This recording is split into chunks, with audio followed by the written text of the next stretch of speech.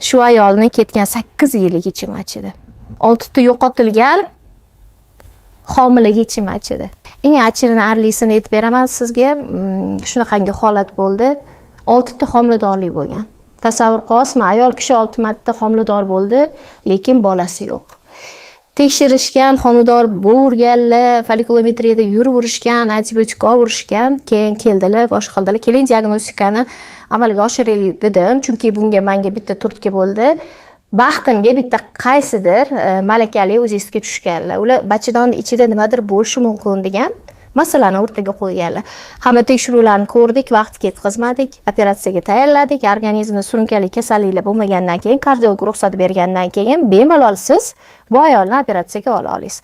Operatsiyaga olgandan keyin bilasizmi, to'g'risini aytaman, ichim achidi. Shu ayolni ketgan 8 yillik ichim achidi. 6 ta yo'qotilgan homilaga ichim achidi. Chunki hammamiz farzandli bo'lganmiz, farzandli bo'lish ne'matini, hissiyotini bilamizda. 6 marta yo'qotish bu juda qiyin.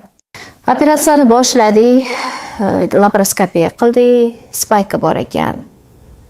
Naydagi spaykani ochdik, tuxumdonga plazmani qildik. Va operatsiyada ikkinchi etapga keldim. Bachadon bo'shlig'ini diagnostika qildik. Bachadon bo'shlig'ini kirishim bilan gastroskopiyada ishonasizmi, bu bachadon bo'lsa, ichida mana shunday to'liq to'siq. Bu yerda homila implantatsiya bo'lgan, ichida to'siq, spiralli vazifani bajargan, ma'lum bir muddatga yetgandan keyin homila tushib ketavergan. Lekin hech kim bari kitob kursanda 2 ta homila tushibdi. Masalan, ikkinchisidan keyinda 3 ta homila. Endi kechirasiz, 6 tagacha bu narsani kutish kerak emas-da.